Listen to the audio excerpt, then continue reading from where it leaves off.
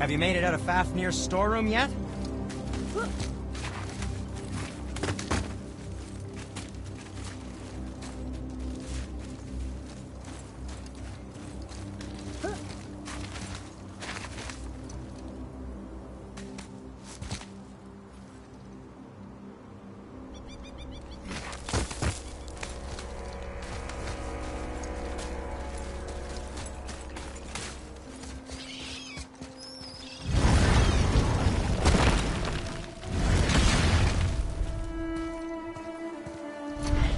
This is it, right? The rock stool? Aye, lad. The Council of Valkyries. The Valkyries are of Valhalla, are they not? Glad to see you're paying attention, brother. You are correct. Valhalla, the great hall of the Einherjar, is their home within Asgard. But while there, they are subject to the scrutiny of the All-Father himself. And relations between the Valkyries and Odin were tense during my tenure as his advisor. Why? Well, that's an even longer story, lad. For now, why don't we look around for some clues?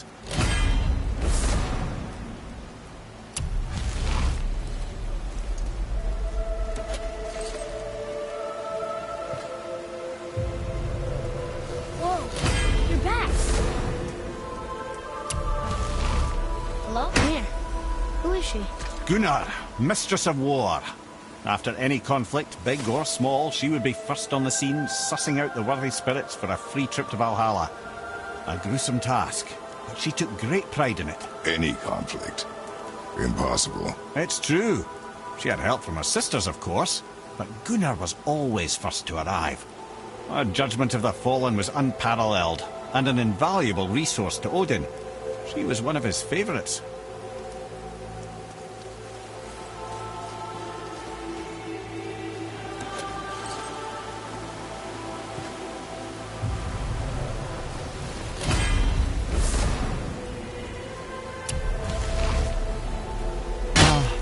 Gondul.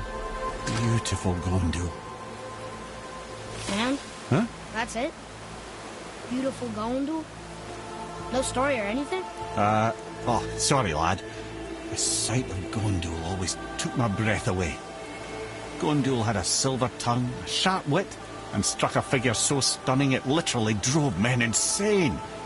Odin forbid her from setting foot in Midgard after a time, as insanity is not a welcome trait in Valhalla.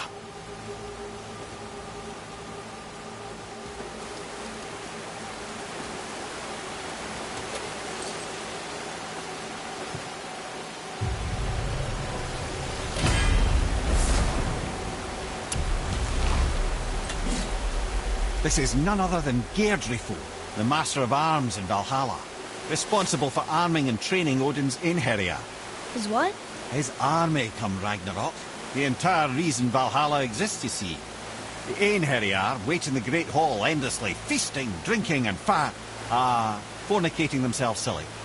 Once Ragnarok begins, Odin calls them into service to fight on his behalf. Geirdriful had her hands full training that lot.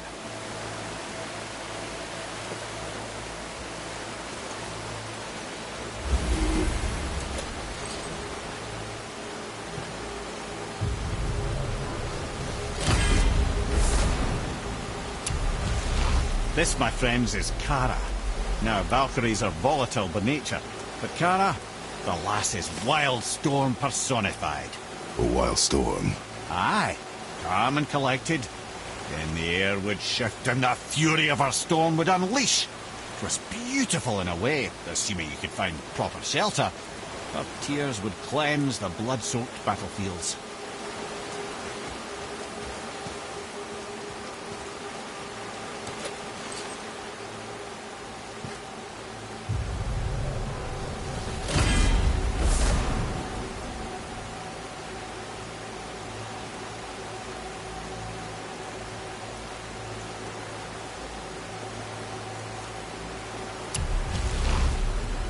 This is Rota, a chooser of the slain.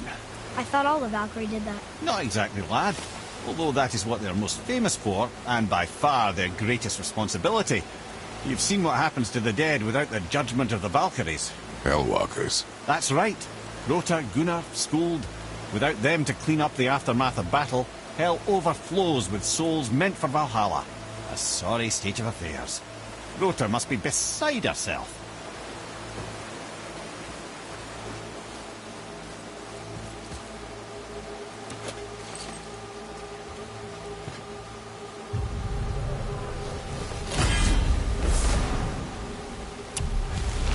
Ah, here we have Air, the healer. A Valkyrie healer? Strange. Air was strange, as a matter of fact. Very quiet, very calm. Where her sisters were violent rapids, Air was a gentle stream. She healed the wounds of both mortals and gods, and even a certain all-knowing sage who once drank too much and fell off a mountain. Not my proudest moment.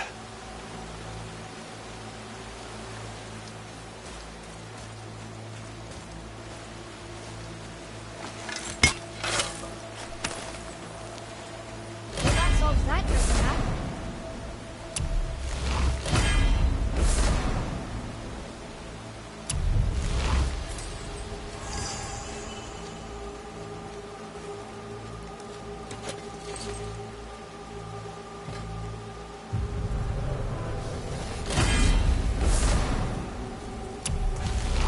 Well, well.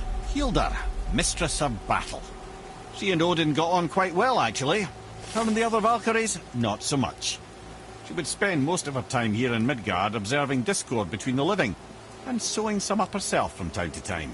She lived for conflict. Some say she was conflict personified. I wonder what will become of her now that she's free.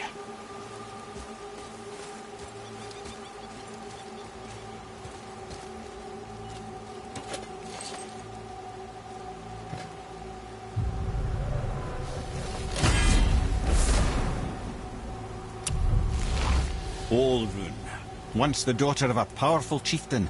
She fell defending him during a Reaver attack. Olrun was escorted to Valhalla, where she chose to devote her afterlife to the pursuit of knowledge above all else.